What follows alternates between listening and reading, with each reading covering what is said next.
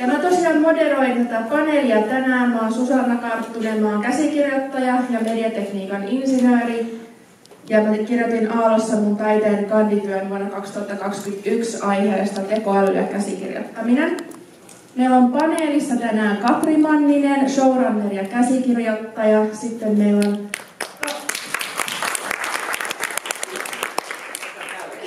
Joo, kyllä. Ja sitten meillä on Kalle Kinnunen, toimittaja ja tietokirjailija. Ja Juha Pihanen, tuottaja ja näyttelijä. Katri, mä voisin sulta kysyä ekana, että onko sä jo käyttänyt sun työssä käsikirjoittajana ja showrunnerina tekoälyä? Kiitos. Showrunneriksi en ole vielä päässyt, tai siis teen showta, jossa olen tavallaan showrunner-asemassa, mutta ollaan vielä käsikirjoituksen kehittämisvaiheessa ja kyllä olen käyttänyt tekoälyä. Käytän sitä tosi paljon. Käytän joka päivä sitä johonkin juttuun, siis paljon muuhunkin kuin vaan käsikirjoitustehtäviin. Esimerkiksi oma lempitapa on käyttää silleen, että mä tykkään suunnitella mun sarjoja silleen, että mä teen joko tämmöisen Miro-appiin, näitä niin kuin sticky notes keltaisilla lapuilla, tällaisilla, tai sitten mä saatan tehdä myös niin kuin Excel-tyyppisiin taulukoihin, niin kuin suunnitella, mitä jos kussakin osassa tapahtuu kussakin juonilinjassa. Mä en tiedä, miten paljon, kuinka moni teistä rakastaa synopsisten kirjoittamista, itse vihaan sitä eniten maailmassa. Ja tässä tämä tekoäly, ChatGPT-4, ja nykyään mä käytän enemmän Claude-nimistä tekoälyä, jota voi käyttää poe.comin kautta.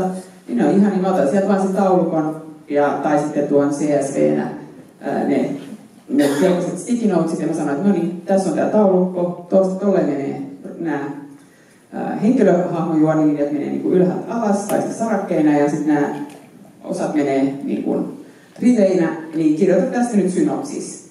Että otat tästä nämä matskut ja kirjoitat mulle niin kuin synopsiksen, ja se tekee tosi hyvää työtä. Et toki se joutuu itse muokkaamaan. Joskus ne yrittää itse, vasta ChatGPT yrittää itse laittaa sinne omia ideoita väliin. Vaikka mä sanoin, että noudatan nyt tätä, niin sitten mun pitää mennä sinne, että ei, tää ei nyt lähtee pois. Mutta se on kyllä säästänyt tosi paljon aikaa, energiaa ja stressiä ja vitkuttelua, kun ei tarvitse enää vältellä sitä tekemistä esimerkiksi.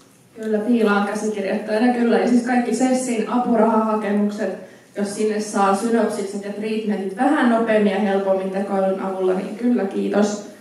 Ja no, mä kysyn vaikka sulta, Juha. Kyllä sinä.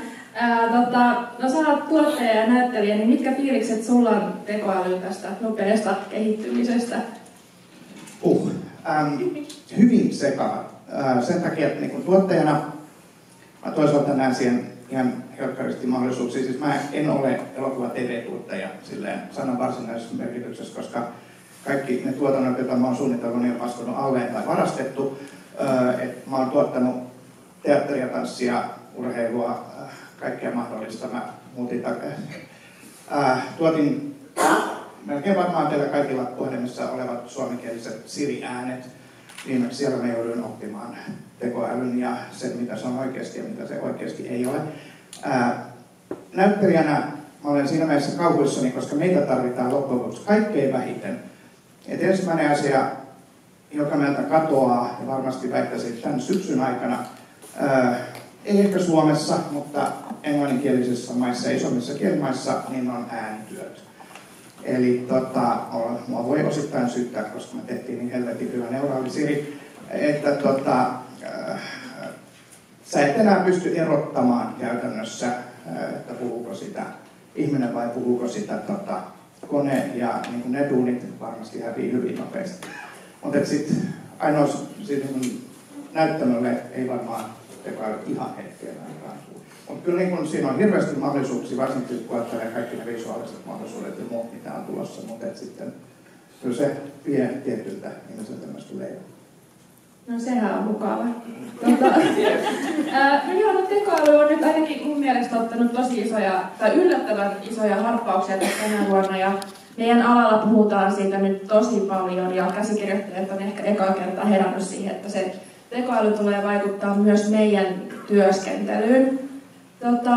Niin, Kalle, sä toimittajana ja elokuvakriitikkona ja tietokirjailijana vähän erilaisesta kulmasta seuraat tätä kuin esimerkiksi mä, Katri ja Juha. Niin mitä mieltä sä oot siitä, että no ensinnäkin nyt tämä kehittyy näin nopeasti ja siitä, että me leffa-alalla puhutaan nyt paljon tekoälystä? No varmasti on syytä puhua ja ehkä olisi pitänyt puhua jo pidempään, mutta ketäpä siitä nyt syyttäisi. No, iso kysymys sinänsä, siis ei mulla sitä mielipidettä ole, että sitä puhutaan että totta kai sit pitää puhua ja nämä kehityssuunnat on varmasti ihan ilmeisiä, joka ikinen työkalu tai keino, joka on hyödyllinen tai halventaa asioita, niin ennen pitkään tulee käyttöön, eikä sille toisaalta se on varmaan myös hyvä, mutta negatiivisille puolille, niin pitkässä juoksussa niin ei niille mitään voi, että ne vaan pitää niin kuin hyväksyä ja koittaa elää niiden kanssa. Mutta kaikkialla tekoäly, niin kun, nykyinen tekoälykeskusteluhan alkoi niin kun joitain kuukausia sitten ja siitä tuli uusi niin kun teknologia iskusana, niin kun se nousi pinnalle ja tekoälyfirmojen osakekurssit nousee ja tällä hetkellä niin kun siellä nyt selvästi nähdään kaikkiin aloihin liittyen todella iso muutoksen tekijä ja todellakin tulee vaikuttaa meidän elämään tosi paljon. Jokuhan vertaisi sitä ydinpommiin, että se on ydinpommin jälkeen suurin keksintö, eli siitä välistä jää internetti kokonaan sitten pois, että tämä olisi siitä suurempi keksintö. Ja siis miksei? Siis jos mietitään, että mitä tekoäly tarkoittaa, onhan sitä odotettu. Terminator 2, joka on aika hyvä leffa ja synkeähkö tulevaisuuden kuva, niin siinähän laukaiseva asia on se, että kone tajuaa olevansa ihmisten parempi ja päättää tuhota koko ihmiskunnan. Ai että, ihania ajatuksia tänään. No puhutaan vaikka tuosta, no ei ehkä ihan tuosta kaunokuvasta, mutta siitä, että Katri, uskotko sä, että joskus tekoäly vie kokonaan käsikirjoittajien duunit, tai että esimerkiksi ohjaaja pystyisi käyttämään käsikirjoitustekoälyä työkalunaan, että käsikirjoittaja ei tarvitsisi yhtään, tai että tekoäly pystyisi tekemään ihan itsenäisesti hyvän käsikirjoituksen ilman ihmistä? Niin, joo, kyllä varmaan tähän kaikkeen pystyy.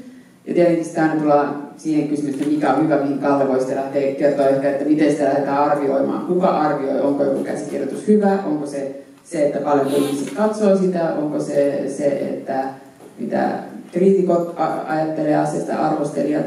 Ja lähdetään siitä, että mitä sillä hyvyydellä tarkoitetaan. Sä mainitsit sun puheenvuorossa siitä, että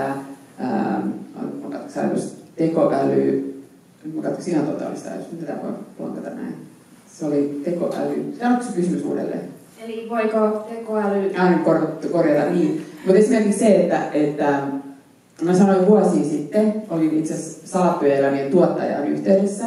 Se oli se keskinkertainen, riittääkö se keskinkertainen. Ja mä olin Salattujen elämien sellaisen tuottajan yhteydessä ja sanoin, että hei, että tähän mä opiskelin myös tohtoriksi Aalto-yliopistossa, että nyt on tulossa koneoppiminen, että me voitaisiin ottaa kaikki salkkareiden käsikirjoitukset. Mä en tiedä käsi ylös, kuka täällä on ollut kirjoittaa Salattuja elämiä. Niin kuin aika moni, voisi olla vieläkin enemmän, ehkä ne ei kehtaa kaikki tunnustaa.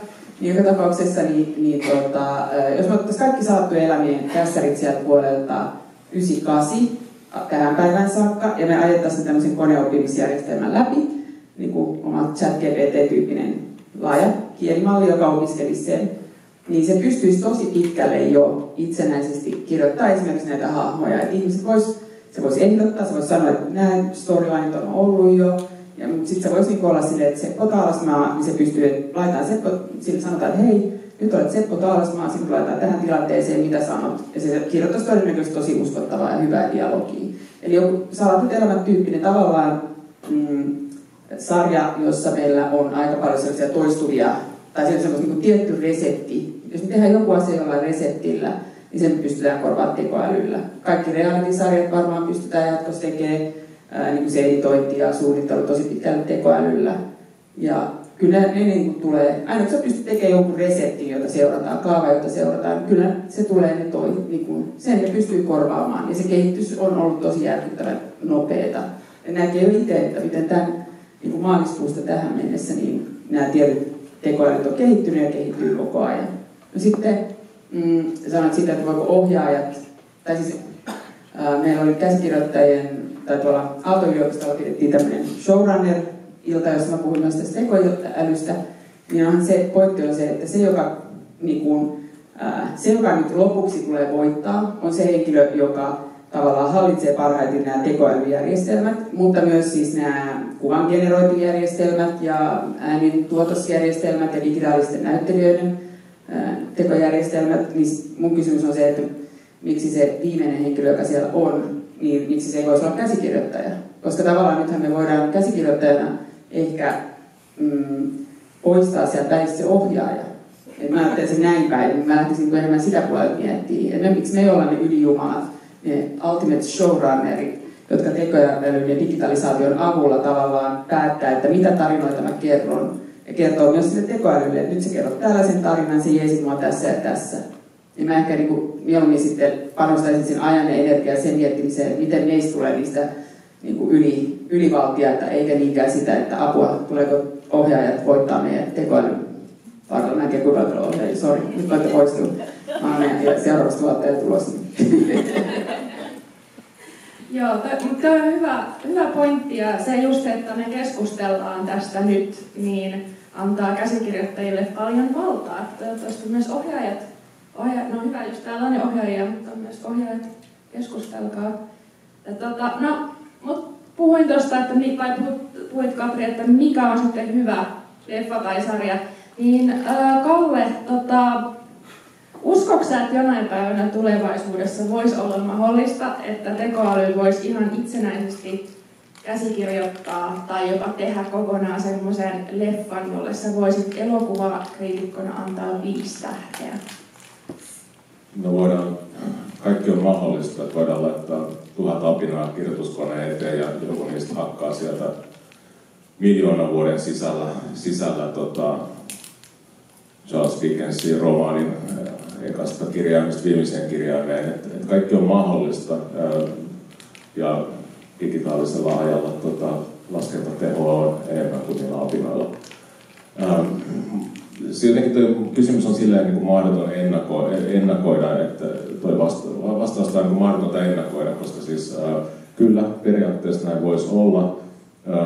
Mä pitäisin varmaan, niin kun, jos mä saisin tietää, että tekoäly on kokonaan kirjoittanut jotain, niin suhtautuisin teokseen eri tavalla. Mutta siis ylipäänsä, että siihen pisteeseen päästäisiin, niin mä jotenkin niin ihan lähtökohtaisesti näen, että tässä on 2 eri suuntaa. Ja toinen on niin se, että mitä on niin viihde ja mitä on niin viihdetuotteet. Ja ne on niin asioita, jotka ei herätä ajatuksia, vaan ne viihdyttää. Niin superkärjistettynä. Siis niin sitä, että sä istut lauantai-iltana katsomaan televisiota ja oot siinä ja se jollain tavalla täyttää tietyt määreet ja herättää jonkinlaista, jonkinlaisia tunteitakin totta kai ja siis jonkinlainen viihteellisen ajan käyttämisen funktio sillä on. Mutta sitten on en tiedä onko taide hyvä sana, mutta elokuvat ja ehkä sarjatkin, jotka tekee jotain uusia havaintoja maailmasta tai jollain tavalla joku herkkyys on niissä. Ja hirvittävän vaikea mun on nähdä sitä, että kokonaan tämmöisen toimivan teoksen tekisi tekoäly, koska se on niin vaikeaa parhaille elokuvan tekijöillekin. Joo, Katri sanoi. Joo, mulle tuli äärimmäisen hyvä pointti, mutta sitten yhtäkkiä mä muistin, että mikä mun piti myös sanoa edellisessä puheenvuorossa, mutta mikähän koittaa sen esimerkki, että no mitäs jos se tekoäly on oppinut niin hyvin tulkitsemaan, mitä mä haluan mun katsomistottumuksista, mutta myös voi olla, että se lukee mun silmän liikkeet, pupillin laajenemiset, mulla on älykello, se katsoo mun sykkeen ja näin. että mulle tehdään se Sopranosin sarja siinä, niin kuin, että se tekee sen automaattisesti. Et se mä näen niin isompana riskinä kuin sen, että ohjaajat nyt ottaa ylivallan. Niin se on, iso riski on se, että se tekoäly oppii niin nopeasti, niin hyvin sen, että mitä ihmiset haluaa tai mitä juuri minä haluan. Ja sitten se alkaa tuottaa mulle niitä storeja, joihin se tietää sellaisia käänteitä, joista se huomaa, että miten mä reagoin. Parhaimmillaan on lukenut mun kaikki ostoshistoriat ja kaikki, tietää mun koko elämän storin. Niin se mä näen niin ehkä todennäköisempänä tai mahdollisempana kuviona. Mutta on niin ehkä just se sama, mitä mä ajattelen tuossa, että se, jos mä ajatellaan jotain radiokanavia, hittiradiokanavia, jossa niin algoritmi, kun kuuntelen paljon tuota Loop-kanavaa, 9-vuotias tyttäreni on käskenyt, että sen pitää olla autossa päällä, joten se on siellä ja siellä on aika suppea soittolista ja siellä tulee niin kuin mun mielestä todella hyvä. Mun mielestä tämän hetken niin sellainen kevyt popmusiikki on ihan järjettömän hyvä. Se on se soittolista ja se on mennyt siihen, että siellähän tulee myös niin kuin kokonaisten biisien lisäksi sellaisia niin kuin snippettejä biiseistä, ihan vaan niin kuin, koska ne toimii. Ja siis tää on ihan nerokasta.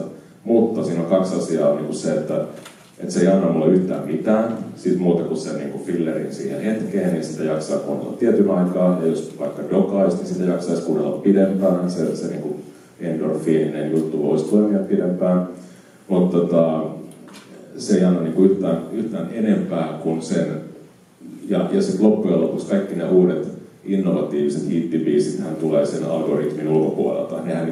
Nehän on aina sitten jotain, missä on keksitty jotain kokonaan niin uuteen ja mennään uuteen suuntaan. Ja samalla tavalla niin kuin Sopranos-sarja, niin mä en ehkä nyt tiedä, että onko se niin kuin hyvä esimerkki, että se, siis toi on niin kuin tavallaan idea siitä, että Sopranos jatkuisi esimerkiksi 9000 kautta. Ja mä en itse niin kuin jaksa katsoa sarjoja, joissa on hirveän monta kautta, ellei ne ole todella hyviä ja mene jostain pisteestä kokonaisuutena jonnekin. Että on ehkä eri funktioita kokonaan, joista puhutaan. Ja siis mä niin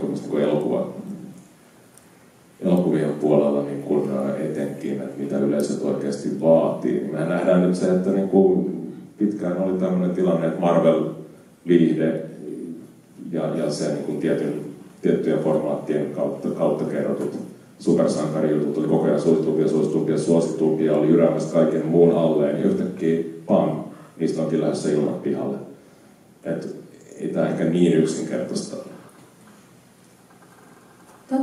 Juha, mitä mieltä sä oot, että onko ihmiskäsikirjoittajalla tarjota jotain, mitä tekoäly ei voi koskaan ehkä tarjota? Vaikea kysymys. Koskaan, ehkä. Se, mitä varmaan ihmiskäsikirjoittajalla on tarjota, on se inhimillinen kokemus. Että vähän sanotaan niin kuin vitsi Obamasta, että I understand your feelings. Että niin mä kyllä tiedän, että sulla on tällainen tunne, ja mä vähän tiedän, miltä se näyttää, mutta mä en tiedä, miltä susta oikeasti tuntuu. Meillä vähän, niin kun ajattelee tätä, varsinkin TV-puolella, jaksoa 538 jostain Special Victims Unitista, niin nehän toistaa itseään niin paljon, että mäkin pystyisin käsikirjoittamaan seuraavan jakson, saati sitten tekoäly. Mutta sitten kun mennään johonkin Guillermo del Toron filmeihin, niin haluan nähdä sen tekoäly, joka keksii sellaisia niin kuin faktahahmoja ja sellaisia faktatilanteita. Niin kuin tavallaan se, missä niin suomalaiset käsikirjoittajat on siinä mielessä musta hyvässä tilanteessa, että meillä on hirvittävän vähän semmoisia isoja writers roomeja, jossa niin kun monta kymmentä ihmistä kirjoittaa samaa paskaa. Ja nehän tulee tavalla tai toisella, jos ei katoamaan, niin vähintäänkin pienenemään. Koska sä pystyt sen saman paskan, sen jakso 586 kirjoittaa ihan samalla tavalla tuotekoneavusteisesti. Josta tullaan terminologiaan, eihän tämä, mitä me ChatGPT ja mitä nyt kaikki tekee näitä tonnin kursseja, että oli käyttämään ChatGPT, että eihän ChatGPT:llä ole älykkyyden kanssa yhtään mitään tekemistä. Että sehän on tämmöinen niin todennäköisyyslaskentaan perustuva paskanpuhuja käytännössä. Ja ihan sama on nämä Midjourneyt ja muut. Että nehän ei toimi silleen, että mulla on idea, mä rupean siitä kirjoittaa, vaan on niin iso hähmä, josta lähdetään niin kuin tekemään enemmän detaljeja ja katsotaan, että mitenkä tämän sanan jälkeen voisi tulla toisana vai tulisiko sittenkin toisana. Eli kääntäen esimerkiksi puheentunnistus toimii ihan samalla tavalla, että siellä tietokone katsoi, että nyt se niin siinä oli tommosia äänteitä ja se voisi tarkoittaa tätä sanaa tai se voisi tarkoittaa tota sanaa ja sitten ruvetaan miettimään. Ja niin kuin se oikea tekoäly, sitähän on ollut jo kauan. Kun mä katsoin 20 vuotta sitten, kun me ollaan katsottu ihan 20 vuotta eteenpäin, niin kaikki mikä on nyt teknologia, niin oli jo olemassa. Ja Rumba oli keksitty tai tullut markkinoille 2002. iPhone oli vasta seuraavana vuonna suunnitteilla 2004, mutta niin kun se kaikki teknologiahan on ollut ja sitä tehdään tuolla niin kun lääketieteessä ja muualla. Se on sitten oikeaa tekoäly, koneoppiminen ja niin edelleen. Ja nyt sitten nämä ChatGPT ja tällaiset, niin nehän on vain tämmöinen hyvin pieni osa sitä, mutta se on onnistuttu markkinoimaan helkkari hyvin. Joo, mä voisin vähän ehkä jatkaa. Tuossa ensinnäkin mun pitää kysyä, onko Heikki Vuento täällä? Ei. Onko se Raija Talvio täällä? Mä en näe sinne takana. No ei se mitään väliä. Kun me pidettiin tää showrunner tekoälyilta, tai minä sen edin, niin siellä Raija nosti esiin, siterasi Heikki Vuentoa, hän oli aika varma, että se oli Heikki Vuento, niin sanoi, että he olivat joskus olleet baarissa tarinan mukaan, ja siellä sitten Heikki Vuento loi lausumaan, että meidän ei pidä, käsikirjoittajina, meidän ei pidä kirjoittaa tarinoita, jotka ovat todennäköisiä, vaan jotka ovat mahdollisia. Tästä päästään tähän, että se on totta, että nämä laajat kielimallit, ne perustuu nimenomaan siihen, että ne omaksuu valtavan, tai lukee lainausmerkeissä valtavan määrän tekstimassaa, ja sitten ne oppii siitä, että jos tulee tämä sana ja tämä sana ja tämä sana rypäs, niin silloin todennäköisesti seuraava sana on se ja tämä. Ja se on kyllä niin kuin viitteitä siitä, että ne on oppinut myös siitä ihmisten tuottamasta tekstistä jotain sellaisia ihmisajattelun logiikoita, joilla me ihmiset ollaan sokeita. Ja sen takia ne pystyy nyt tuottaa niin yllättävän hyvin arvaamaan, että mikä se seuraava sana on. Mutta että esimerkiksi yksi tekijänoikeusasia, tai mistä keskustellaan se, että no okei, mitäs jos mä olisin tuottaja, ilkeä tuottaja, ja mä olisin, että mä haluan kirjoittaa Quentin Tarantino-leffan, niin nyt sitten sanotaan, että sitten mä laittaisin sille, että ChatGPT:lle tai Claudelle, että alkaisi kirjoittaa minulle, että haluaisin, että olet Quentin Tarantino, ja kun mä sanon sille tekoälylle, että haluan, että olet tai ajattelet tai vastaat minulle kuin Quentin Tarantino, niin sitten niin sillä, jos mä en tee sitä, niin se ottaa kaikesta siitä tietomassasta, etsii sen todennäköisyyden. No nyt kun mä sanon, että Quentin Tarantino, että ajattelen niin kuin Quentin Tarantino, niin nyt se alkaa keskittyä siihen tietomassaan, mikä sillä on Quentin Tarantinon käsikirjoituksista, lehtiarvosteluista, jotka kertoo Quentin Tarantinosta, Quentin Tarantinon jostain haastatteluista. Ja kaikesta tästähän tämä ChatGPT päättelee, että Quentin Tarantino varmaan ajattelisi näin ja sanoisi näin. Ongelmana on tietenkin se, että sehän kertoo, mitä Quentin Tarantino on ajatellut ennen tätä hetkeä. Se ei kerro sitä, että mitä Quentin Tarantinon seuraava leffa on. Ja mä laitoin nyt, en pystytty näyttämään yhtä videota, mitä mä näytän usein, kun mä pidän opiskelijoille, varsinkin aloitteleville opiskelijoille kursseja. Mä laitoisin nyt tämmöisen linkin takaa, te löydätte kutri.net/kilta, josta menette katsoo. Siellä on tämmöinen Grayson Perry-niminen, ehkä jo kouluopiskelijoina, niin Grayson Perry-niminen keramiikkataiteilija, joka pointtaa juuri sen, että hän pystyy opettamaan ihmisille, kuinka tehdään hänen edellinen tämmöinen keramiikkataideteos, koska hän pystyy kertomaan, miten hän sen teki. Mutta hän ei pysty opettamaan niille, miten hän tekee sen seuraavan taideteoksensa, koska hän ei vielä tiedä, miten se tapahtuu ja se syntyy. Ja mun mielestä tässä tullaan juuri siihen myös, mihin Kalle viittasi, se, että tekoäly, se tekee aina niitä todennäköisyyksiä. Se tekee aina se, mikä on todennäköisin. Se ei pysty ajattelemaan, mikä on mahdollinen, vaikka sä yrität kuinka promptata sitä, että yrität ajatella laatikon ulkopuolelle. Joko siitä tulee semmoista ihan älytöntä dadaa, tai sitten se vaan on aina niin kuin todennäköisin sitä mahdollisesta. Ja se on se, mikä erottaa meitä ihmiset koneista, ja sen takia mä en ole erityisen stressaantunut, enkä huolissani siitä, että tekoäly vie mun elämäni tai ammattini tai työn, koska mä olen ihminen, joka nojaa tosi paljon siihen omaan kokemukseen ja tekemiseen. No tästä päästään siihen. Te olette varmaan törmänneet tuottajiin, ohjaajiin, ehkä käsikirjoittajiin. Toivottavasti ette ole itse niitä. Mutta menette heidän kanssaan palavereihin, jossa sitten kehitellään storeja eteenpäin tai saadaan palautetta. Ja kaikki, aina kun ne referoi johonkin, ne referoi aina johonkin toiseen elokuvaan tai TV-sarjaan. Ne sanoo, että no tämähän on niin kuin, joo hei, tää käänne. ja tässä voisi olla näin ja näin, niin kuin siinä leffassa. Joo, tässä voisi olla tämmöinen äiti, niin kuin siinä TV-sarjassa.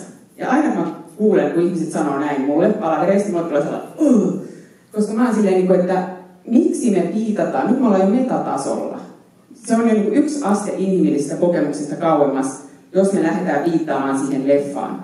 Sen takia mä sanon myös, kun mä opetan, niin mä sanon ihmisille, että opiskelijoille, että hei, menkää ulos, älkää istuko siellä himas kattoo niitä leffoja, vaan menkää sinne baariin, rakastukaa, tapelkaa, erotkaa, jutelkaa ihmisten kanssa, kuunnelkaa niiden tarinoita, emotionaalisia tarinoita. Tämä on se maksku, tämä aito inhimillinen kokemus, josta me imetään itseemme sitä niin kuin, todellisuutta, eletään kaikilla aisteilla.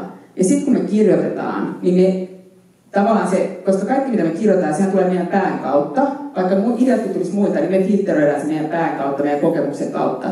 Niin silloin se, niin kun, me ollaan niin lähempänä sitä aitoa inhimillistä kokemusta, josta me ammennetaan, eikä siitä metatasolta, joka on jo yksi askel kauempana siitä. Ja tekoäly tekee, kun se tekee ideoita ja storeja, niin se on jo sillä metatasolla.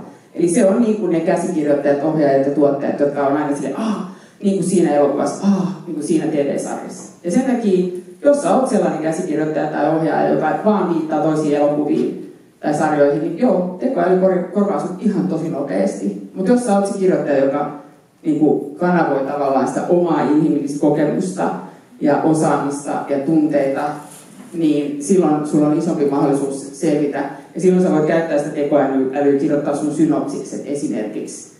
Tai voittaa sulle, että hei, sä oot sopeutunut sun tekstille tähän, tässä ei nyt ihan loogista. Että sä voit käyttää sitä sinä keskinkertaisena tuottajana, joka antaa niitä keskinkertaisia ideoita ja palautetta. Ja sit sä voit itse olla se, että joo, okei, toi sun idea, joo, ihan kiva, mutta en mä sitä käytä, mutta siinä on joku idea, mitä mä voin nyt sitten käyttää sitä mun omaa uniikkia kokemusta. Ja sen takia, ja vaikka mä syöttäisin nyt tosiaan tekoälylle kaikki mun käsikirjoitukset, mitä mä oon tehnyt, niin silloinhan se ottaa myös mun paskat alkupään käsikirjoitukset, ja mä tiedän, että se ei pysty ikinä tekemään yhtä hyvää kuin mun seuraava käsikirjoitus on, jonka mä vielä käytän sitä mun omaa inhimillistä kokemusta, joka ei ole siellä internetissä, siellä koulutusmateriaalissa. Olen puhunut.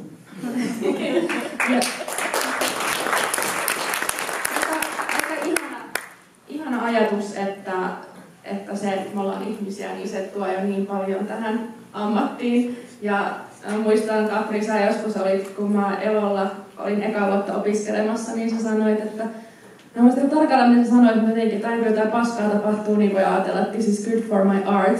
Niin mä oon käyttänyt sitä aika paljon. Muun muassa pari vuotta sitten mä olin sairaalassa salmonellan, niin oli silleen, että this is good for my art, niin eiköhän sillä päihdetä tekoäly vielä. Voitaisiin puhua vähän siitä, että miten te veikkaatte, että tekoäly tulee vaikuttaa siihen, millaista sisältöä Suomessa tullaan tekemään. Tämä on aina vaikeaa sanoa tai ennustaa, että missä ajassa, mutta jos mietitään nyt seuraavaa 10-20 vuotta, 5 vuotta edes, niin miten luulette, että se vaikuttaa siihen sisältöön tai edes, että millaisille yleisöille tai ketkä saa kertoa niitä tarinoita? On sulla, Juha, mitä ajatusta tähän? Kiitos.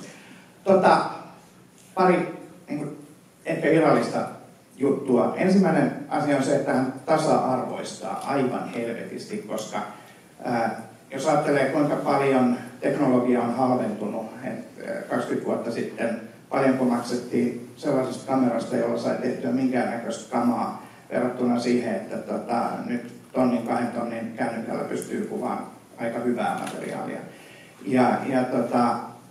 Nyt jos tekoälypohjaiset justiinsa efektit ja muut tekee saman tempun, niin me ollaan tilanteessa, jos kuka tahansa, jolla on hyvä tarina, pystyy tekemään ammattimaisen hyvän jutun ja myymään sen eteenpäin. Ja niin kuin tavallaan me tullaan entistä enemmän siihen, että sillä sisällöllä on merkitystä, sillä käsikirjoituksella on merkitystä, mutta mä olen ihan eri mieltä siinä, että onko se uhka vai mahdollisuus tämä Sopranos-keissi. Eli joka tapauksessa teknologinen raja niin kuin näiden eri muotojen pelin esimerkiksi ja AV-tuotannon välillä katoaa. Meillä on niin kuin näitä tyyppejä, jotka ovat sitten päässeet tekemään TV-sarjoja sun muita. Mä luulen, että yksi leffa puolen ongelma on ollut se, tai on edelleen, että koska näyttelijät, jos sä teet nollabudjetilla, pikkujäävät tekee jossakin teinit kuvaa niitä videoitaan, niin ne pystyy kuvaamaan jo aika hyvän laatusta, ja se näkyy just näissä erilaisissa ei-fiktio-storeissa. Mutta sitten se ongelma tulee siihen, että joo, ja mä sama tietenkin käsikirjoittaja haluan ajatella, että hyvien tarinoiden kertominen on vaikeaa, ja se kestää, että sä opit tavallaan, jos mä ajattelen, mitä tarinoita itse olen kirjoittanut 18-vuotiaana, mitä mä kirjoitan 48-vuotiaana, niin kyllähän totta hemmetistä tai ainakin toivon, että tässä on jotain kehitystä tapahtunut.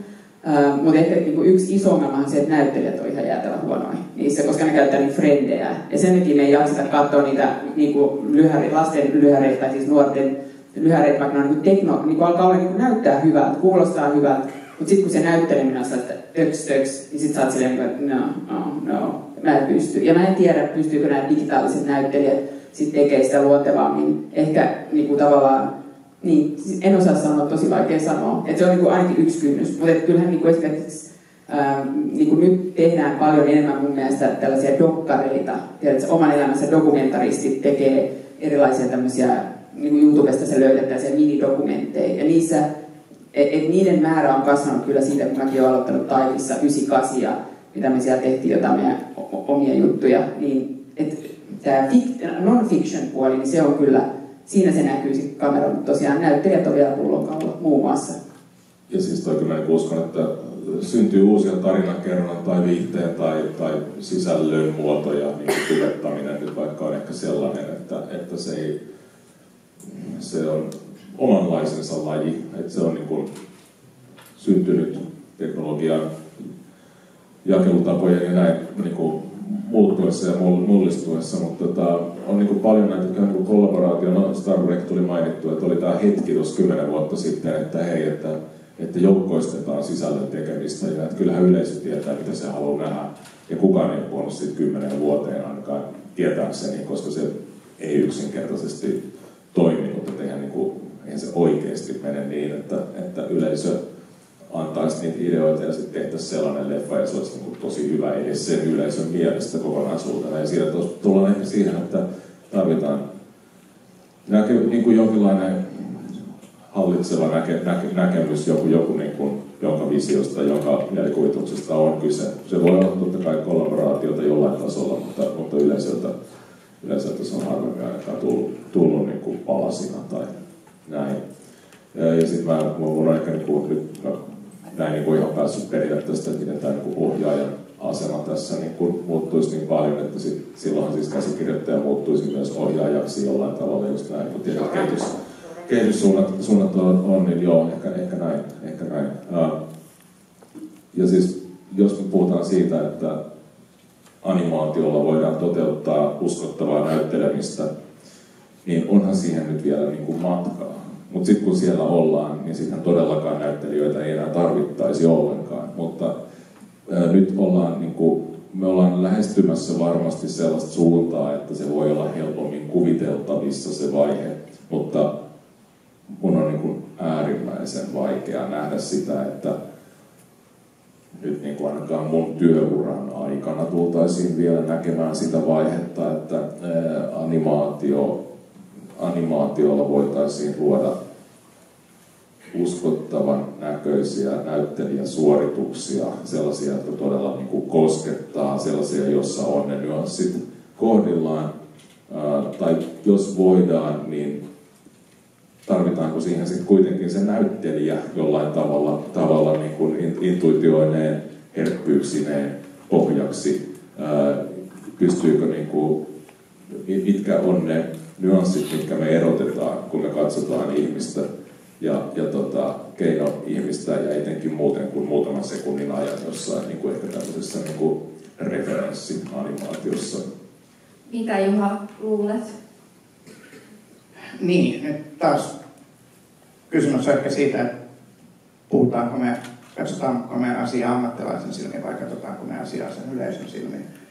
Ja mä väitän, että yleisö ei ihan katso samoin silmin kuin me katsotaan. Eli mä en usko, että se tulevaisuus on hirvittävän kaukana. Kyllä mä vaikeutyy Disney-filmille silloin, kun siellä ei ollut sitä oikeaa kintoa siinä sarjakuvahahmon silmässä, että ei se ihan hirveästi se olisi sitä muokannut. Mutta toisaalta meidän ehkä myöskin täytyy pikkuhiljaa alkaa oikeasti tekemään se ero, että mikä on viihdettä ja mikä on niin sanottua taidetta, jota me ei ole koskaan oikein uskallettu tehdä, koska me halutaan istua kummallakin puolella ja ottaa sekä rahat Sessiltä että sitten Netflixiltä. Ja ehkä jossain vaiheessa me myöskin täytyy niin kuin sekä avustuspuolella että niin kuin tekijäpuolella niin miettiä se, että onko tämä niin suuren yleisön juttu vai haluaako tämä tehdä jotain, saada jotain. Katri. Aika nopeammin. Nyt tämä on aina vähän ongelma. Mä oon taas sitä mieltä, että vielä vähemmän pitäisi miettiä sitä viihde-draamapuolta. Ajatellaan, että tämä Roma, muistat sen, miten laustaa se ohjaajan nimi, joka oli Netflixissä, mustavalkoinen. Niin, just en osaa vielä sanoa, mutta kuitenkaan, niin kuin hän sanoi, what he said.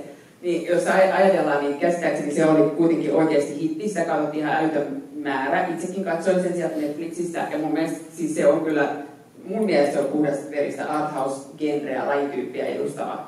Hieno elokuva, mutta sitten sai niin valtava yleisö, ja oli Netflixissä, ja Netflix käytti sitä kampanjana. Niin, me tiedetään, että meillä on esimerkiksi tehty Suomessakin, ja maailmalla on tehty tällaisia leffoja, joissa niin kuin periaatteessa pitäisi olla tehdä isolla budjetilla ja sitten niin kuin pitäisi olettaa, että tulee iso yleisö ja sitten ei tule iso yleisö. Eli se on niin yksilöllistä palveluvarmaan. Joo, siis just niin kuin Netflixiin liittyen, että kaikki nämä Netflixin isoimmat rahalliset isoimmat panostukset leffapuolella on mennyt niin kuin, ne ei ole mennyt niin hyvin kuin on toivottu. Ja sen lisäksi ne on ollut ihan uskomattoman kämäisiä. Että silleen, että ei niistä niin jengi pidä oikeasti. Ne ei ole saanut välttämättä jatkoa siitä, tai jos saa, niin siksi ne on niin sovittu joku juttu. Mutta nehän on tämmöisiä, niin kuin, nehän niin kuin on juuri ehkä, niin kuin, mä en tiedä kuinka paljon niissä on käytetty minkälaista niin kuin algoritmia tai muuta, mutta on tehty näitä, mikäs tässä nyt oli viime vuonna tuli kesällä yksi tämmöinen James Bond kautta Mission Impossible plagiaatti, joka oli ihan järjettömän kallis. Nämä Avengers Russo-veljekset oli sen takana ja siis ei ollut vaan hyvä. Se tavallaan niin noudatti niitä kaikkia templateja tosi tarkkaan ja oli olevinaan sitä, että mennään eri maiden pääkaupungeissa kaahataan ja chip ja $300 miljoonaa maksoi. Ja siis se ei ollut kunnollinen, se ei ollut myöskään niin suosittu kuin olisi pitänyt olla. Ja nythän just tuli kanssa samanlainen, mutta niin kuin naispäähenkilöllä, että Wonder Womanin näyttelijä oli tällainen samanlainen niin kuin Ethan Hunt kautta James Bond-hahmo. Ja Netflix taas, niin kuin, että se on tavallaan niin kuin se sama pyrkimys on se tehdä just sitä, ja se ei olekaan niin helppoa. Ja se, että jos olisipa se niin helppoa. No mitä Kalle sä luulet, että millaisesta sisällöstä tai mitä yleisö haluaa, että onko se just joku tekijälähtöisyys, että se on niin kuin jotain tosi spesifiä tai ei niin kuin sillä ajatuksella, tai ehkä ajatuksella, että local is global tyylisesti, että yritetään niin kuin nimenomaan sillä ei stereotyyppisellä tavalla, että kerrotaan jotain henkilökohtaista. No yleisöhän haluaa kaikenlaista, että jos puhutaan nyt vaikka siitä, mitä Suomessa tehdään tai Suomessa voitaisiin tehdä, niin kyllä se on nähty, että niin kuin meillä niin kuin on tilausta on todella monenlaiselle ja se mikä resonoi ja se mikä toimii, niin se toimii. Että local is global varmasti kyllä. Mutta jos me ajatellaan nyt, minkälaisia menestyksiä Suomesta on tullut vaikka elokuvapuolella, niin kun sellaisia, mitkä toimii Suomessa, mitkä toimii maailmalla, niin meillä on paljon paikallisia juttuja, jotka todellakin jää Suomen rajojen sisäpuolelle, jotka soittaa niitä sielutiukuja, jotka vaan suomalaisilla on, ja referenssit, ja se maailma on niin kuin suomalaiselle helposti lähestyttävissä, ja se miljöö ja näyttelijät ja se henkinen kieli, mitä puhutaan, niin on hyvin suomalainen. Mutta sitten myös se, mitkä toimii sekä Suomessa että ulkomailla, niin siellähän on niinku kaikenlaista, on niinku hytti numero 6 tyyppistä leimallisesti varmaan tähän arthouse-taidepuoleen niinku kiinnittyvää juttua, mutta sitten vaikka toi Sisu, joka on niinku eräänlainen pastissi amerikkalaisille ominaisimmasta lajityypistä, mutta monenlaisin vaikuttein ja tosi persoonallinen ja ehkä myös sellainen, että joku voisi ajatella, että tässä nyt sitten niinku on tämmöinen niinku pastissityyppinen juttu, että tehdään niinku väkivaltainen toiminta-elokuva, jossa mukaillaan monenlaisia jo nähtyjä juttuja, mutta siinäkin se kokonaisuus vaan täytyy olla todella persoonallinen, jotta se toimii. Et suomalainen elokuva voi olla todella monenlaista. Että oikeastaan se niinku, en mä tiedä, voiko sitä niinku mitenkään jakaa, mikä niinku toimii tai mitä yleisö halutaan. Siis, mitä oikeastaan aikaisemmin puhuttiin kanssa siitä, että kuka määrittää, mikä on hyvää, niin joka ikinen meistä määrittää, mikä on hyvää, ja on olemassa suosittuja asioita, mutta nykyään yleiset on niin sirpaloituneita Suomessakin, Suomen sisällä jo, että paletti on niin väistämättä aika sekaisin. No voisiko siihen olla sitten vastaus se, että tekoälyn avulla tehdään jokaiselle vähän oma versio jostakin tai vielä enemmän personoituu sisältöä? Luuletko että se uppoisi ihmisiin? No, tämä personoidun sisällön asia on todella, siis siitä ei oikein niin kuin mun mielestä ole olemassa vielä niin kuin sellaisia esimerkkejä, että minkälaista se personoitu AV-sisältö, niin kuin tarinallinen sellainen toimiessaan, olisi muuten kuin ehkä jossain hyvin lyhyessä mitassa tai semmoista, mikä olisi niin saavuttanut suuremman yleisön. Ja siis totta kai ihmiset potentiaalisesti, jos se saadaan niin kuin ne elementit tutummiksi tai resonoimaan enemmän, niin onhan se kiinnostavaa, mutta tämä on niin kuin, mun on tosi vaikea niin kuin nähdä, että mitä se oikeastaan on. Et toisaalta joo, siis jos mä ajattelen, nyt mennään vähän personoinnista, ehkä vähän siihen niin kuin eräänlaiseen, niin kuin, se termi onkaan, niin kuin tarinoihin, jossa sä itse valitset sen jatkon, että vähän niin kuin avoimen maailman tietokonepeleissä, että sä voit seikkailla siellä ja se jonkinlainen dramaturgia siinä kokonaisuudessa ehkä on, mutta jokainen peli on hyvin, hyvin erilainen. Niin, toi on ehkä jotain, mikä niin sit kuuluu ehkä enemmän sinne pelien maailmaan. Onhan ollut olemassa jo aikoinaan tällaisia kirjoja, missä sä luet jonkun pätkän ja sitten sä voit valita, että hyppäätkö se tolle sivulle vai tolle sivulle ja tarina jatkuu sen mukaan ja niistähän ei tullut kovin suosittuja koskaan sitten kuitenkaan. Black Mirror on yksi osa. Yksi osa. Niin, kyllä on just niin. Hyvä kokeilu, mielenkiintoinen kokeilu, mutta eipä tuntunut ehkä lähtevän silleen lentoon kuin olisi voinut. Niin, en mä tiedä, oliko sinulla joku seuraava kysymys? Mä ajattelin, että yksi asia, mikä kun mä kuuntelin tätä keskustelua, niin sitten aloin miettiä kauheasti sitä, että no okei, kuinka moni täällä siis on käsikirjoittaja? Ei käsikirjoittaja. Kuinka moni teistä on viimeisen vuoden aikana saanut palkkaa siitä, rahaa siitä, että he ovat käsikirjoittajia? Kuinka moni teistä käsikirjoittaisi, jos te saisitte palkkaa jostain ihan muualta, ja sitten vaikka olisit saanut hirveän perinnön tai voittanut lotossa, niin kuinka moni teistä jatkaisi silti käsikirjoittamista?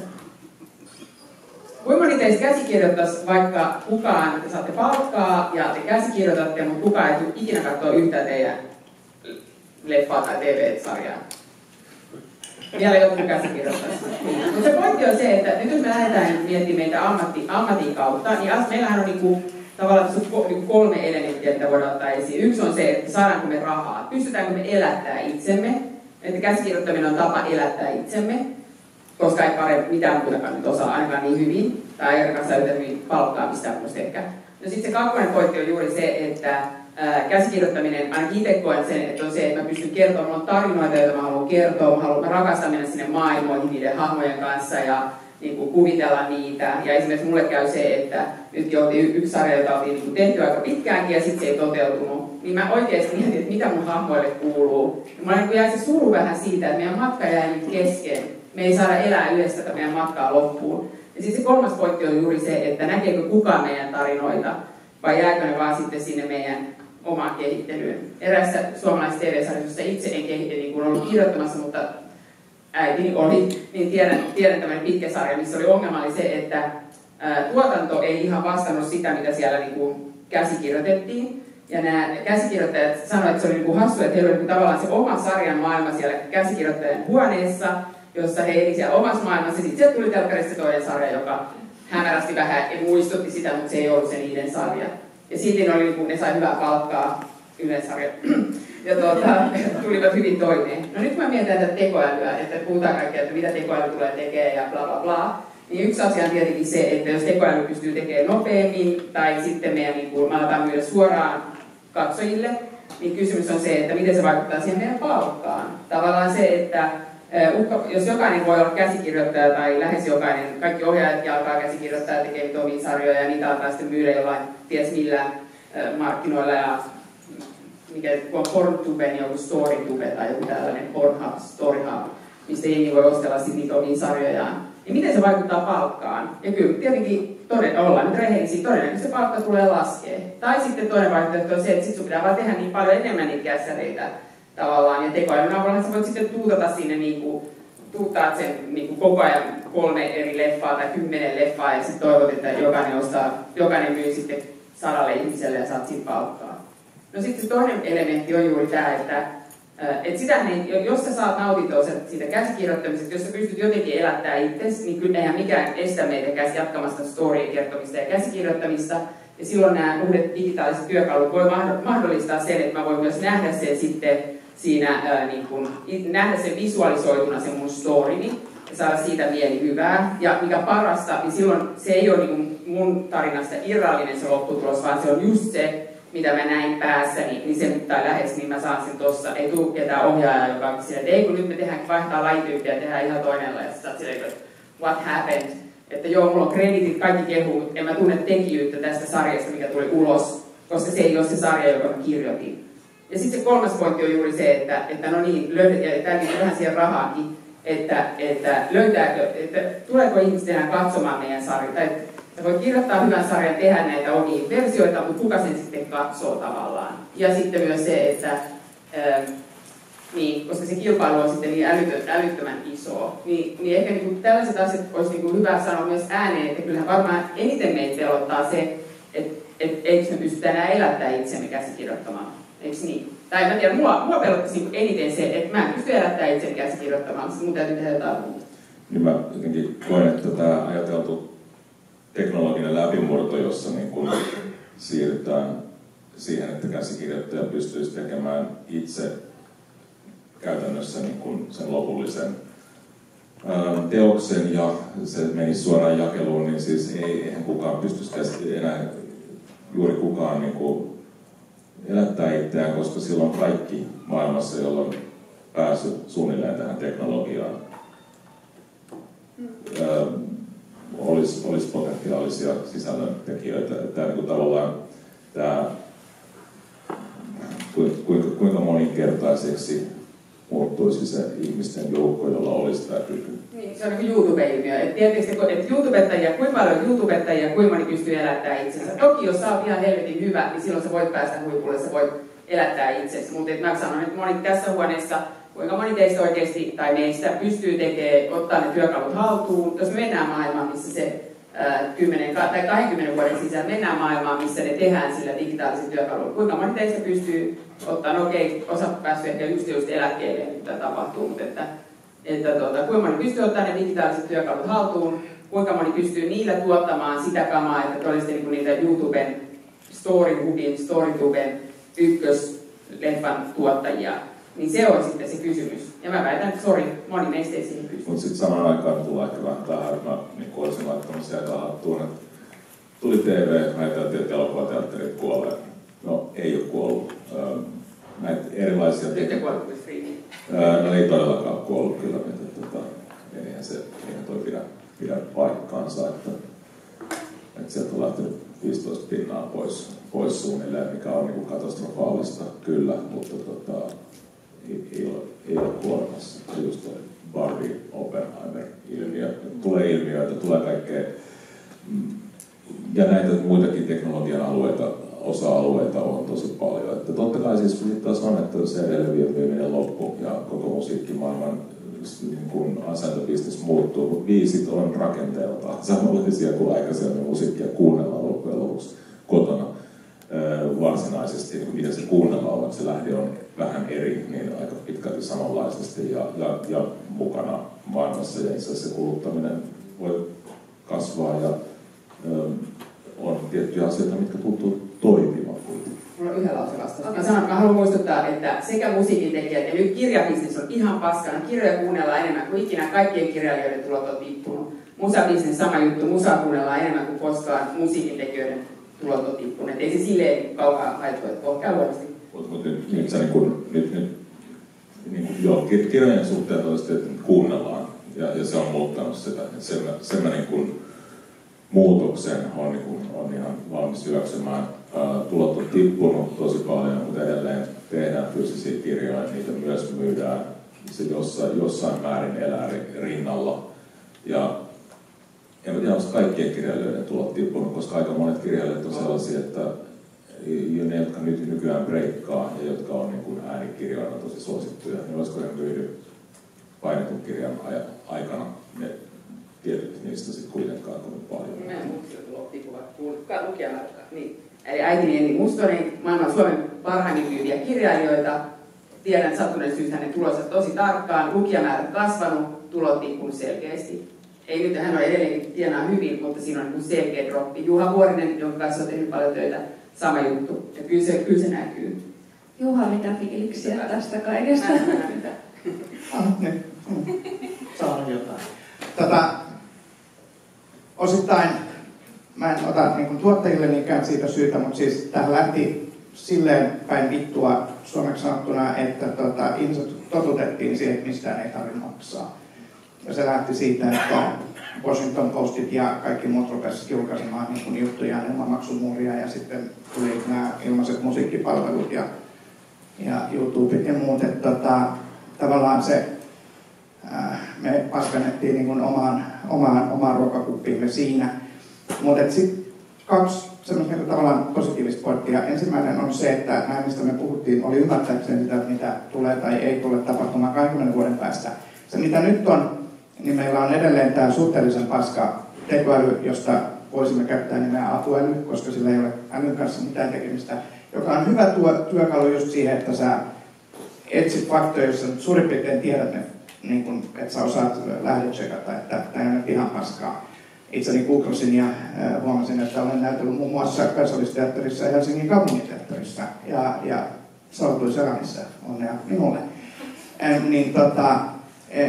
Että sä osaat lähdetsekata sen materiaalin. Ja sitten on hirveästi apua, se nopeuttaa tiettyjä juttuja, mutta niistä ei ole vielä siihen, että ne tekisi mitään oikeastaan autonomisesti muuta kuin täysin itseään toistavaa juttua. Mutta se, minkä mä sanon, olen ihan käynyt tasan yhden käsikirjoittamisen kurssin, mutta UCLA:ssä, niin sieltä mulle jäi aina mieleen lause, että when you stop believing your character, you start making up events.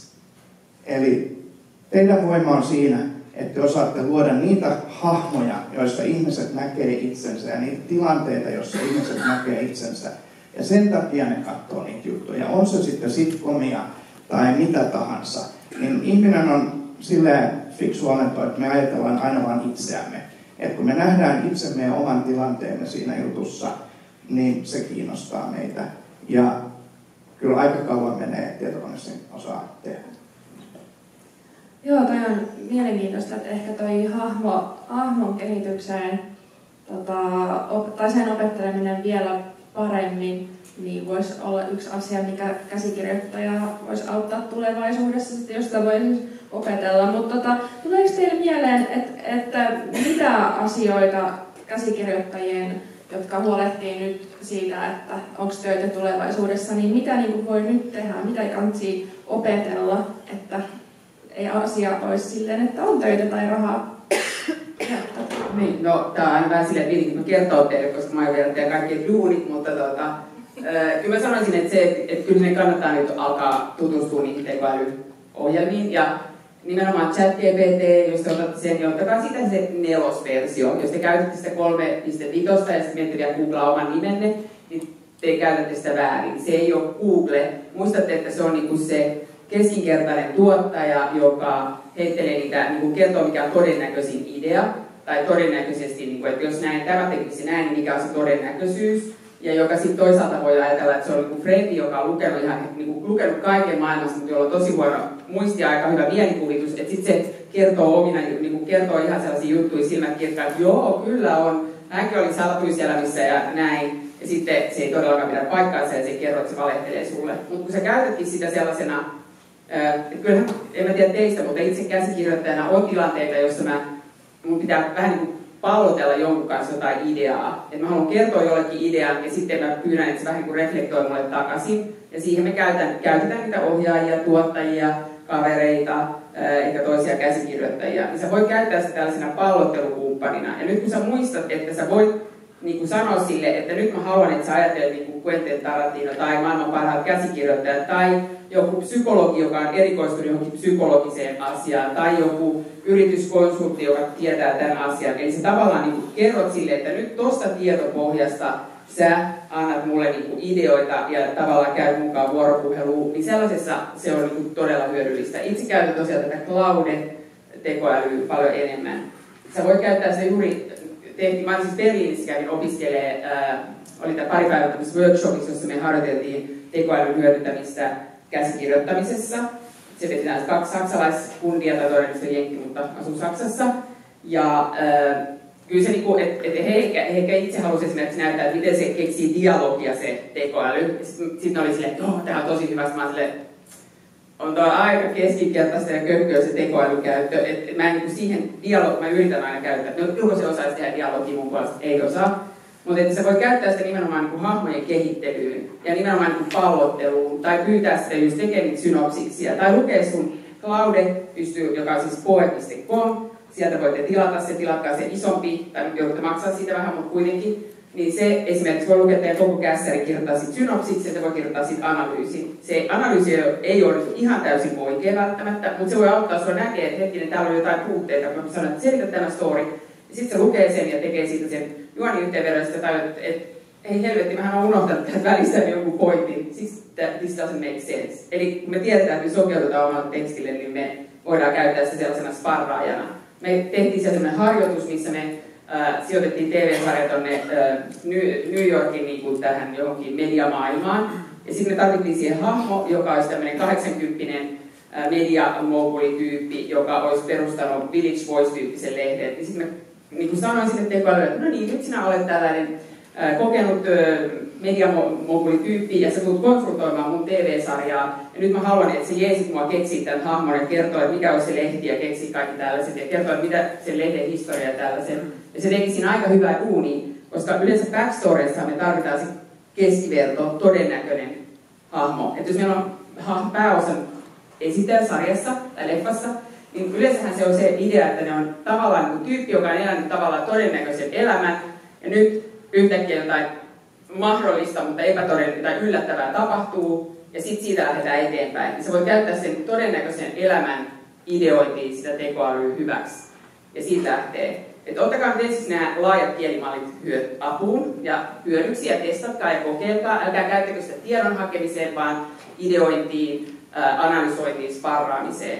Ja sitten kyllä mä lähtisin, niin itse ainakin on niin katselen, en ole vielä ottanut haltuun, mutta kyllä mä alan seuraavaksi opiskelemaan niitä, että miten tuotetaan näitä niin kuin videota tietyllä tekoälykäskyllä. Mä käytän vasta niin kuin kuvan tuottamiseen, mutta ja kuvan tuottamisesta voit käyttää, jos pitää tehdä konsepti, esitellä konsepteja, ja tämä on tämä mun TV-sarjan konsepti, niin nyt sä voit mennä vaikka tuonne Midjourney-palveluun, käyttää Discordin kautta, niin siellähän voit tehdä niin, että kerrot sille, että millaisia kuvituskuvia tarvitset sun tähän dekkiin, millä sä myyt sun TV-sarjaa tai niin, pizzapilöistä TV-sarjoja. Sä voit ottaa siitä ne kuvat. Sun ei tarvitse enää lähteä itse etsiä, saat yrittää, että saa jotain graafista suunnittelijaa tekee niitä sulle.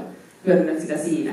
Ja sitten niin nyt mä itse yritän oppia seuraavaksi sitten, että miten mä teen niitä videoita, videoanimaatioita ja hahmoja näillä eri palveluilla. Että käyn aina tsekkailla, mitä voisin tehdä. Ja sitä kautta niin kuin yritän päästä edelleen niin kuin ylivaltiaaksi tässä tuotantoprosessissa niin kuin showrunneriksi, joka niin kuin, että kukaan ohjaaja tai tuottajakaan ei tule viemään mun duuneja. Se on mun tavoite. Teille jotain vinkkiä, että mitä nyt kannattaisi tehdä, että on ehkä varaa ruokaan tulevaisuudessakin. Opetelkaa uusi ammatti. lähivät ja sillä saa tosi hyvät palkat Suomessa. Oikeastaan se juttu on, että pysykää ajan hermolla, eli seuratkaa mitä tapahtuu, koska tässä tapahtuu niin helvetisti koko ajan. Se mikä oli totta viikko sitten ei välttämättä ole totta tänään, ja se mikä on totta tänään ei välttämättä ole viikon päästä totta. Eli mä olin Cannesissa, kuuntelin kaikki niin kuin, uuden teknologian seminaarit. Ajattelin, että onneksi nyt ei ihan vielä vuoteen ainakaan tapahdu ihan hirveästi. Ja oltiin kesäkuun puolesvälissä, niin kaikki se tapahtui, mitä mä pelkäsinkin. Eli niin kun, hommat etenee hirveän nopeasti. Oppikaa niin kuin ihan ne perusasiat ja mihin käytätte tätä apuälyä hyväksenne. Meillä on suunnitelma, siis toi Blockbuster-käynnin Emma piti viime viikolla semmoisen halukkaille tämmöisen tekoälyillan, jossa keskusteltiin tekoälyn mahdollisuuksista ja peloista ja kaikista muusta. Ja meillä on ajatuksena, että me ruvettaisiin tämmöinen siis koko meidän alan niin, yhteisiä illaviettoja pitämään, niin peliala tekee. Mehän kaikki kyläillään toisiamme, peliala tekee yhteistyötä, opitaan se, kopioidaan se niiltä tekoälyn tavoin. Ja ruvetaan pitää vaikka kerran kuussa semmoinen sessio, että joku, joka tietää jostain jotain, niin opettaa vaikka, että miten promptataan hyvin ChatGPT, miten me saadaan siitä parhaat asiat ulos. Kuunnellaan sitä tuntia, lähdetään vetää viinaa. Ja sitten seuraavalla kerralla puhutaan jostain muusta, että inshallah, niin ehkä jo syyskuussa, siis tästä kuussa. Tämä kuulostaa tosi hyvältä, että autetaan toisimme ja myös että käsikirjoittajat ja tuottajat ja ohjaajat kaikki yhdessä, että ei tarvitse silleen odottaa vastakkainasettelua. Mä mietin vielä Juha tuossa, siis kun itseäkin huolestuttaa se, että mitä on tulevaisuudessa, onko varaa asua vaikka jossain talossa, vai onko kadulla, niin kannattaisiko nyt opetella esimerkiksi opiskella tuottamista tai ohjaamista, tai onko joku käsikirjoittamisen osa-alue, missä ehkä kannattaisi vielä. Tai sitten mulla on yksi sellainen idea, että jos nyt sijoittaa rahaa, jostain saa, niin sijoittaa rahaa tuommoisiin isoihin teknologiayrityksiin. Onko näistä jotain järkevää? Joo, no niin. Lähtisin siitä, hyvä lause tuli jostain, että kun kengänkirjoittajat alkaa antaa pörssimeklareille ohjeita, mitä kannattaa ostaa, niin siinä vaiheessa tietää, että pörssi on romahtamassa, niin mä en tässä vaiheessa sijoitus varmaan enää noihin. Ne, jotka rikastuu noilla isoilla tekkifirmoilla, ne on jo rikastunut, ja ne, jotka tällä hetkellä myytelevät tekkifirmojen osakkeita, niin ne rikastuu sillä, että ne myy ne teille. Varmaan ei ole tällä hetkellä ketään sellaista, joka osaa varmuudella sanoa, mitä tapahtuu, muuta kuin sen, että ensinnäkään niin kuin kirjoittajana, niin jos te rupeatte kopioimaan, jos te rupeatte niin kuin miettimään sitä, että mikähän nyt, niin te olette myöhässä ja te teette sitä just keskinkertaista ChatGPT-paskaa. Eli tehkää hyvää duunia näyttelijänä. Tietysti sanoisin, että tehkää hyviä hahmoja, hyvää dialogia ja älkää antako liikaa niin kuin stage directioneita, että ei me niitä katsota kuitenkaan. Että älkää keskittykää niihin hahmoihin ja mitä ne tekee, mitä ne ajattelee ja mistä ne niin kuin on tulossa. En mä sanoisi, siis Suomessa meillä on vähän illuusiot tuottajista. Että niin kuin meillä on illuusiot siitä, että Suomessa tuottajat on niin kuin Weinsteineja, että hypätään yhdeltä omistamaltamme saarelta toiselle omistamalle saarelle. Suomalaisten tuotantoyhtiöiden vissiin keskimääräinen voittoprosentti on 3 tai joku tällainen. Että älkää kadehtiko, älkääkä lähtekö sille alalle mahdollisimman monipuolisesti, että ymmärrätte. Ja mielellään hei, katsokaa siis niin kuin oman mukavuusalueenne ulkopuolelle, koska mä edelleen väitän, että peliala, XR, EduTech, kaikki tulee tämä Createch tavalla tai toisella yhdistymään. Eli niin kun unohtakaa ne siilot. Katsokaa, miten tehdään hyviä pelihahmoja, katsokaa, miten tehdään hyviä pelijuonikulkuja. Ei Angry Birds myynyt sen takia, että se on vitu hyvin koodattu, vaan sen takia, että se oli toimiva ja hyvä ja koukuttava peli. Ja tässä on ihan sama näissä meidän sisällöissä. Että jos me ruvetaan niin tekemään by the numbers ja kuvitellaan, että jenkit ostaa, jenkit on niin satana tyhmiä, Että niin kuin, niille joutuu tyhmentämään kaikki joka tapauksessa. Että niin kuin, tehdään mieluummin oman näköistämme, mutta niin kuin semmoista universaalia koskettavaa tarinaa, niin se myy. Mutta jos me yritetään myydä jollekin, tehdä jollekin, niin kun meillä ei ole sitä dataa, mikä esimerkiksi pelifirmalla on, jotka omistaa se oman datansa, että me ei saada edes, niin tuottajat saa hyvin vähän dataa mistään, niin ei me tiedetä miksi joku katsoja katsoo sitä. Me ei tiedetä sitä, että katsoako ne sen jakson alusta loppuun. Eikä me tiedä, että katsoako ne niin kuin kaikki putkeen. Noin tietää Netflixit ja Applet ja nämä tietää, mutta ne ei kerro sitä meille. Eli niin kuin tavallaan meidän pitää luottaa itteemme. Ja se, että jos mun kaveri haluaa lukea mun tarinan, kuulla mun tarinan, niin todennäköisesti joku muukin haluaa. Mutta jos se on vaan masturbointia ja sä haluat niin kuin itse lukea omat tarinat, niin todennäköisesti sitten ei sit kukaan muukaan halua. Onko teillä toisella kahdella jotain kommentoitavaa tähän? No siis kaikki toi kuulostaa erittäin järkevältä, että mä oon ehkä itse sillä vähän niin kuin tavallaan niin kuin tällaisessa tilanteessa, niin tulen keskusteluun ehkä ajatellen niin kuin omia preferenssejä ja elokuvan kannalta, ehkä jonkin verran sarjojen tekemisen kannalta tai sen niin kuin, siis mä olen niin kuin, mä en ole niin kuin varma, että onko mä täällä niin kuin, henkisesti niin kuin elokuvatoimittajan, elokuvakriitikon vai niin kuin suomalaista tätä alaa seuraavan, rakenteita seuraavan toimittajan roolissa. Mutta ehkä se, että mulle tulee semmoinen niin kuin lähtökohta niin kuin ajatellaan elokuvien kautta ja siitä niin kuin ehkä mistä kaikista eniten tiedän ja tunnen niin kuin voimakkaimmin. Mutta just esimerkiksi tämä peliala-asia on niin ensi kuussa tulee kaikkien aikojen kallein suomalainen viihdetuote, Alan Wake 2, olisiko se budjetti nyt 60 miljoonaa euroa, mikä nyt on sillä niin kuin pari kertaa suomalainen, niin kuin pari kertaa elokuvasäätiön vuosibudjetti, vai onko se enemmänkin. Eli niin kuin, ala on tosi monipuolinen, pelipuolella voi tapahtua vaikka mitä, näiden eri lajien konsolidaatio jossain ja jotenkin on niin kuin mahdollista ja todennäköistä, mitä se tarkoittaa, just niin kuin extended reality, nämä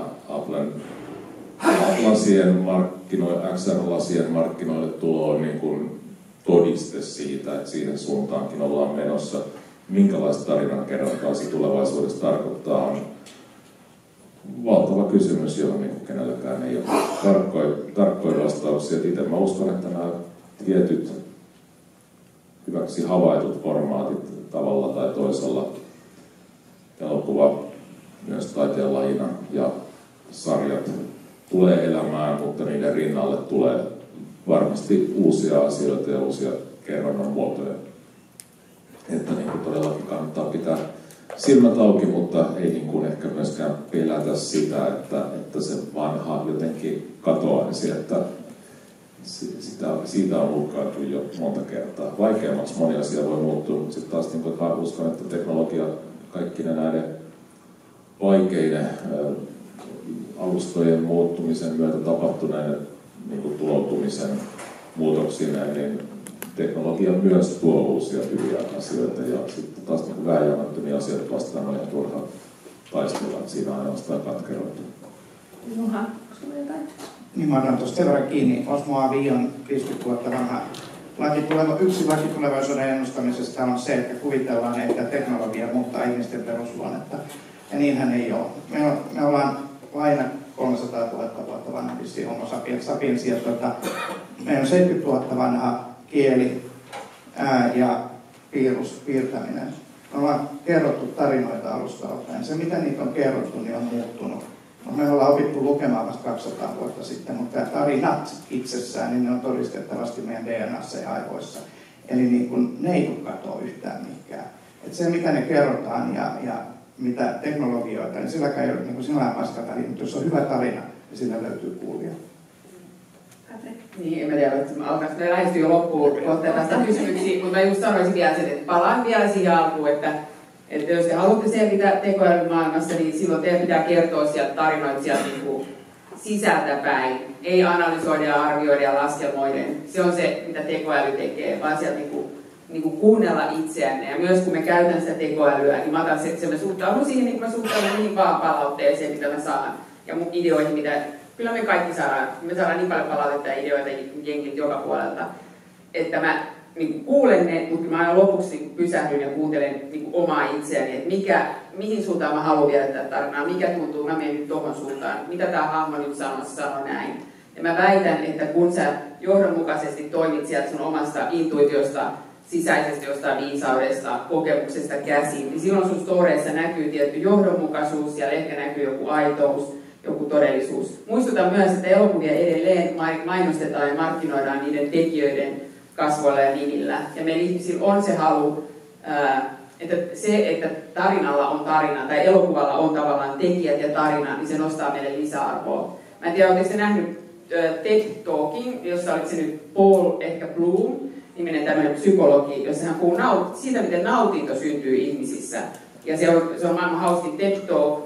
Mä luulen, että jos siellä on joku Pleasure ja TED Talk, niin se on varmaan se katsotuin, ja ehkä Paul on aivan varma, siihen tuli sukuimeen, on ihan varma. Ja siinä se kertoo monta esimerkkiä. Yksi esimerkki on se, että jos on luulet juovasi niin hyvää viiniä, niin se maistuu sun suussa aidosti paremmalta.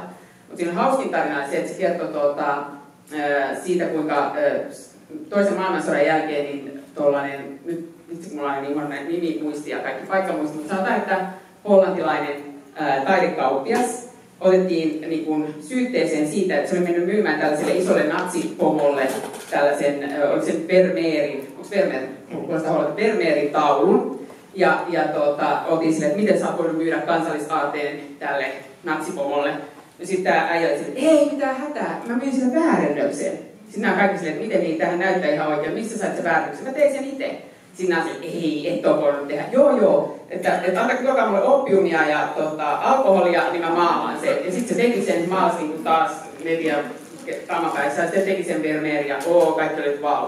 No ei siinä mitään, sitä se niin todettiin, että sä oot suurin piirtein kansallissankari. Mutta sitten kaikki huippu oli se, että sitten meni sinne tämän tapaamaan tätä natsipäällikköä siellä vankilassa, ja nämä ihmiset, jotka olivat tapaamaan ja kertoo hänelle nyt tiedon, että by the way, tämä sun Vermeer, jota sä olet rakastanut yli kaiken, esitellyt kaikille, joka oli sun tärkein isoin aarre, niin se oli väärennys. Niin sano näin, että siinä näkee, että se ilme sen tyypin naamalla oli, kun hän olisi ensimmäistä kertaa elämässään tajunnut, että maailmassa on pahuutta. Kun se tajusi, että se oli feikki. Ja se oli nimenomaan se tarina hänelle, että se on hänellä on aito Vermeer-maalaus, oli se, mikä teki hänelle sen nautinnon ja ilon. Ja mä väitän kyllä, että se, mikä voi olla, mikä pelastaa meidän elokuvat, TV-sarjat, sun muut, on se tarina. Että tämä on ihmisen tekemä tarina, tämä kertoo ehkä jostain aidoista jutuista, hakee inspiraation täältä, ja se on, joka sitten ehkä auttaa niin kuin säilyttää. Ja myös sitten, että meillä on oikeat näyttelijät, niin sitten ihmiset on silleen, niin, mutta tässä onkin oikeat näyttelijät. Yksi asia vielä, mitä mä haluaisin sanoa, että tekoälyhän voi myös moni muilla tavoin tehostaa meidän tuotantoja ja tehdä niin kuin säästää rahaa, niin että me pystyttäisiin tekemään, että sitä rahaa ei mene sellaisiin turhanpäiväisiin asioihin.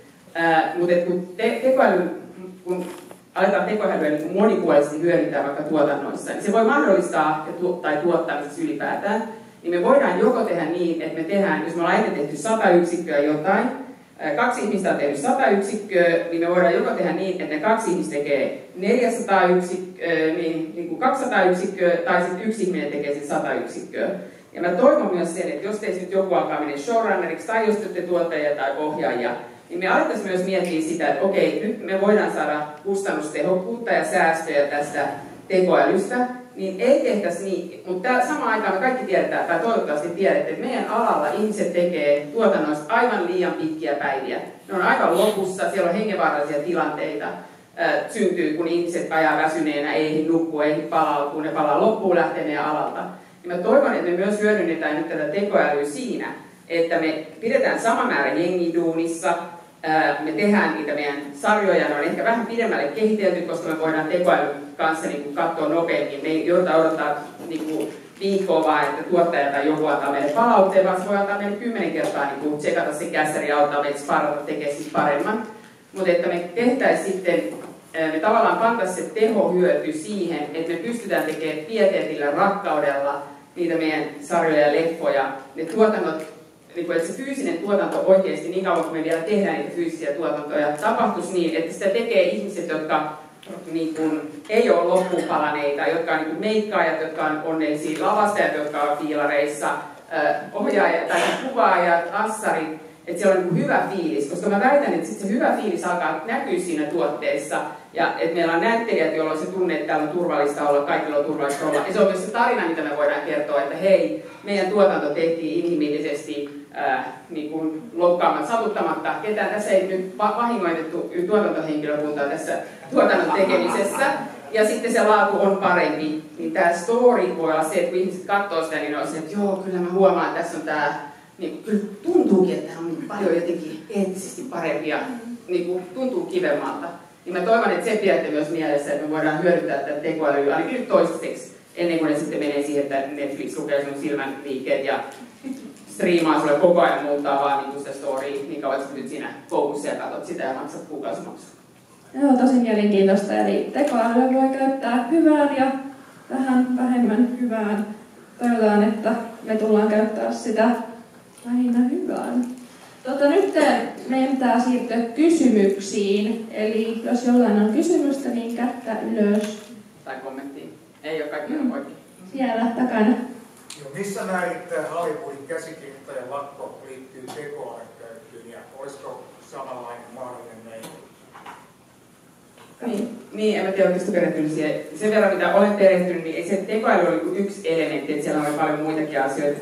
Jenkeissä niin sä sanoit, että se ehkä olisi meistä paremmin vastata, mutta tekoäly, tai se ongelma on se, että se tekijän oikeus, tai siis noi palkkiot, miten sulle maksetaan palkkioita, niin ne on myös sidottu vähän siihen, että kenellä on se siihen tekijänoikeus, niin se tekijänoikeus.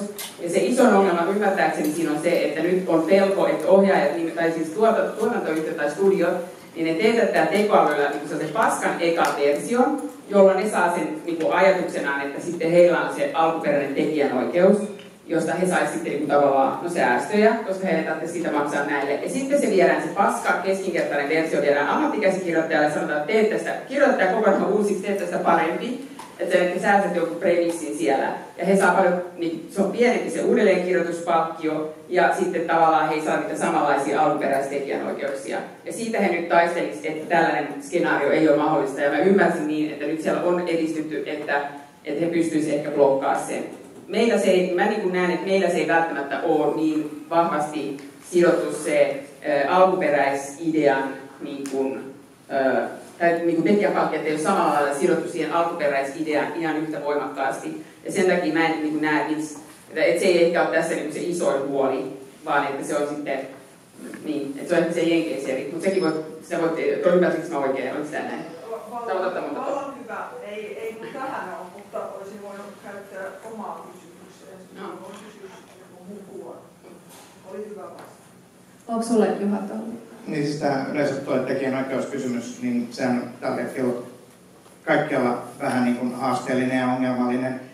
Eli kai kysymys on enemmän just siitä, että onko tekijänoikeus sillä, joka promptaa sen ensimmäisen version, vai onko tekijänoikeus sillä, joka käsittelee sitä versiota, joka sieltä koneesta tulee ulos. Ja sikäli mä ymmärrän, niin Euroopan puolella nimenomaan ollaan menossa siihen jälkimmäiseen, eli tavallaan se ihmiskädenjälki täytyy näkyä muussakin kuin siinä, että sille annetaan niitä käskyjä sille tekoälylle. Tämä on todella vaikea. Itsellä mulla on niin kuin vähän silleen kaksijakoinen näkemys. Sä et nyt onneksi puhunut siitä niin kuin, sen oppimateriaalin käytön oikeudesta, koska se on sitten toinen, josta tällä hetkellä esimerkiksi Euroopan parlamentissa käydään vääntöä, eli että estettäisiin tavallaan tekoälyä käyttämästä tiettyjä lähteitä.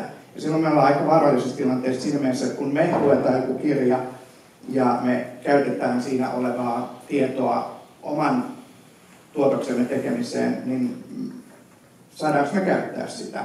Ja sitten toisaalta se, että jos ainoastaan sellaisia niin kuin materiaaleja sä käyttää tekoälyn kouluttamiseen, jotka on vapaasti käytettäviä, niin sehän on silloin 90% on salaliittoteorioita ja Twitteriä ja muuta paskaa. Ja sen jälkeen onkin tosi kiva nähdä, minkälaista niin kuin faktuaalista tietoa sieltä tulee. Me ollaan, niin kuin, että tämä muotoutuu ja siinä niin kuin, se on toinen asia, missä pitää olla aktiivinen, koska se elää tällä hetkellä ihan hirveästi. Et myöskin juuri tullutta tekijäoikeuslaki varmasti joudutaan muuttaa, koska siinä ei ole huomioitu sitä, Niin kuin pysykää siinä ajan hermolla ja myöskin vähän miettikää, niin kuin, että mikä on se teidän kanta. Oliko sulla, Anette, jotain? Oliko tämä muuta? Itse asiassa vähän samaa. Mä rupesin miettimään kanssa tästä personointiasiasta, että tavallaan miettii sitä, että jos mulle tulisi vaan sellaista sisältöä, mitä mä niinku haluun ja mikä perustuu siihen, missä mä oon jo tykännyt. Kuulostaa aika hirveältä. Siis se on Netflix tekee sen jo. Jos sä olet Netflixin etupäässä, niin sä oot jo siinä. Mutta tavallaan, että se olisi niin personoitu, että kaiken näköiset tällaiset jaetut kokemukset tavallaan, ne menee niin jotenkin personoiduiksi. Ja juuri se, että tämmöinen exposure tai joku epämukavuusalue, tai että sä kohtaat jotain uutta, josta sä et tiennyt, että sä voisit tykätä, mutta tykkäät. Ja tällaiset asiat. Tuohon siis lisäisin, että nythän tässä niin ollaan Yle Areenan suhteen kanssa siinä, että mä olen ymmärtänyt, että tähän suuntaan niin haluttaisiin mennä, että se tarjoaisi luontaisemmin sitä personoitua sisältöä, mutta sitten siinä tulee niin moraalisia kysymyksiä ja ylipäänsä kysymystä siitä, että kun kyse ei olekaan kaupallisesta toimijasta, niin mitä se sitten tarkoittaa? Pitäisikö siellä just olla se, että sieltä tuleekin niitä yllättäviä jotain syötteitä? Siis vastaus on, että pitäisi, mutta onko se, siis me ollaan niin matkalla tietyllä tavalla aina oltu varmasti ja ollaan edelleen maailmaa, jossa siis viime aikojen suosikkisiteerauksia niin valitettavasti on ikävältä ihmiseltä Elon Muskilta, joka on sanonut, että viihdyttävin lopputulos on todennäköisin. Ja siis milläpä tuohon nyt väittäisi vastaan, kun katsoo, miten tämä maailma tässä on muuttunut ja muuttumassa. Niin, mä nyt muistuttaisin, että kyllähän niin elokuvan katsojat ovat jo vuosikausia, jotka käy leffat, tai silloin ennen vanhaan, jos sä menet leffaan, niin sähän valitsit ne leffat, jotka kuitenkin niin etupäässä sä haluat mennä. Et esimerkiksi tästäkin elokuvateatterista mulla on muistoja, jossa kuka meidän professorin nimi oli? Kuka mun professori oli tuo?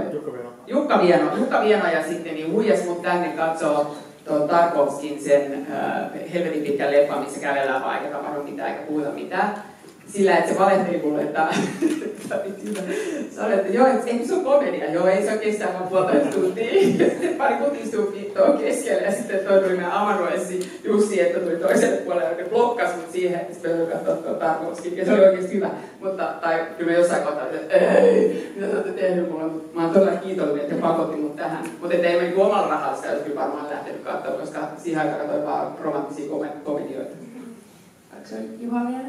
Niin, siis sen verran tuommoinen, musta nimenomaan näiden julkisten palvelujen laitosten, Ylen, BBC, tällaisten, niin pitäisi nimenomaan olla se, sä oot katsonut nyt näitä, miten olisi, jos katsoisit välillä tätäkin.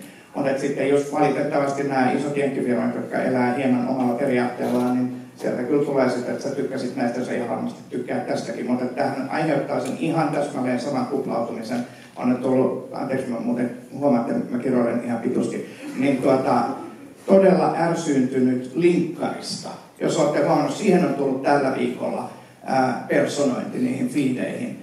Ja mä ärsyttää silmittömästi, koska en mä halua katsoa niitä 30 ihmiseltä, joiden kanssa mä oon linkkautunut siellä, niin niiden postauksia, kun mä tiedän, mitä ne on mieltä ja mitä Peetari puhuu koko ajan itsestään.